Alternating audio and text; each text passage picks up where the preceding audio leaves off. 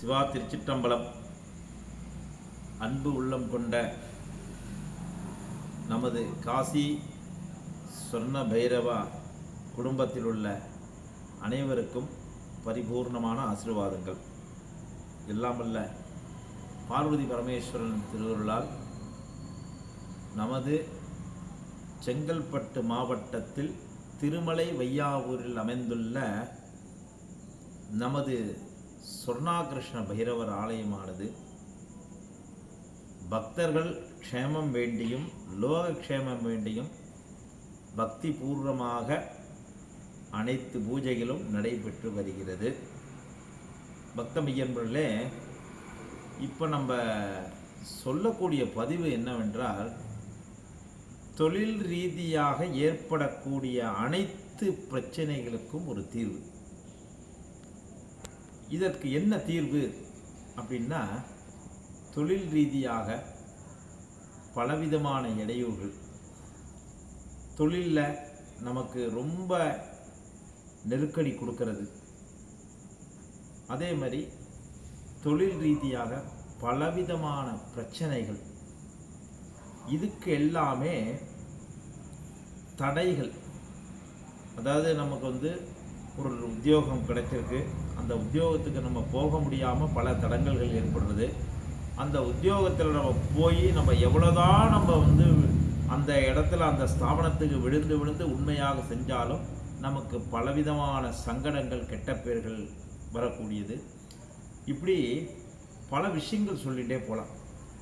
இந்த மாதிரி தொழில் ரீதியாக ஏற்படக்கூடிய அனைத்து தடைகளுக்கும் ஒரு பரிகாரம், மிக எளிய பரிகாரம்.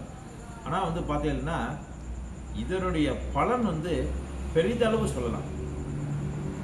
இது என்ன பண்ணணும், இந்த பரிகாரத்தை எந்த நேரத்தில் பண்ணணும் அப்படின்றது ரொம்ப மிக முக்கியம்.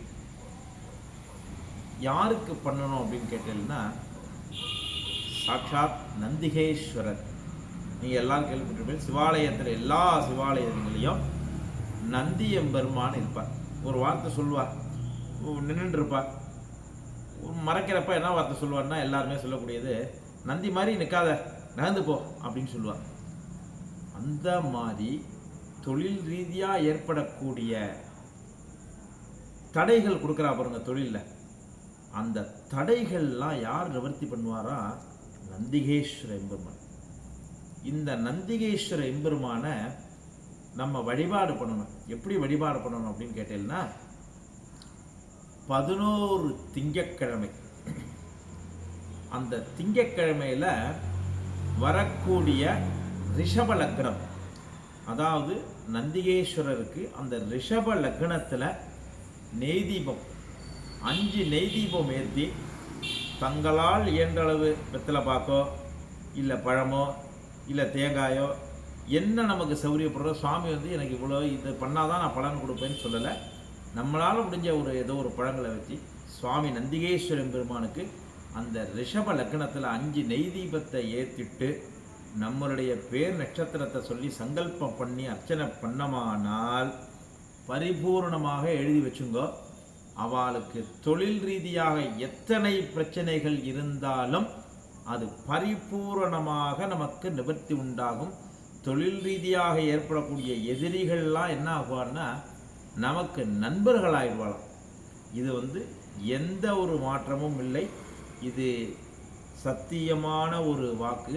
ஏன்னா பல பேர்கள் பலவிதமான இடையூறுகளை சந்தித்து இந்த பரிகாரத்தை சொல்லி அவள் பல நற்பலன்களை அடைஞ்சிருக்காள்.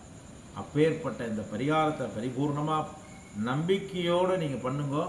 உங்களுக்கு தொழில் ரீதியாக ஏற்படக்கூடிய பிரச்சனைகள்லாம் நிவர்த்தியாகி நீங்கள் மன சந்தோஷமாக இருக்க அந்த நந்திகேஸ்வர பெருமான் பரிபூர்ண அனுகிரகத்தை பண்ணுவார்.